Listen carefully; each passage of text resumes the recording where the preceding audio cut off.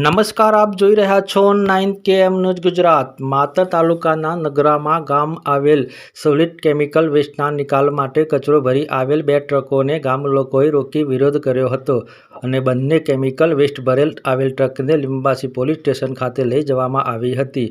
આ ઘટનાને લઈ ચાલુ માતર ધારાસભ્ય કલ્પેશભાઈ, પૂર્વ ધારાસભ્ય કેસરીસિંહ સોલંકી, GPCBના અધિકારીઓ ઘટના સ્થળે દોડી આવ્યા।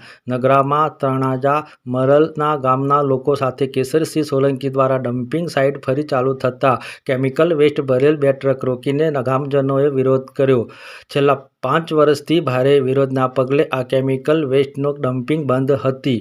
માતરના પૂર્વ ધારાસભ્ય કેસરીસિંહ સોલંકીએ બંને ટ્રકો રોકી બંને ટ્રકને લિંબાસી પોલીસ સ્ટેશન ખાતે લઈ જવાઈ। GPCBના અધિકારીઓ ઘટના સ્થળે દોડી આવ્યા। વિશેષ રિપોર્ટ શૈલેષસિંહ પરમાર, ખેડા જિલ્લા બ્યુરો ચીફ।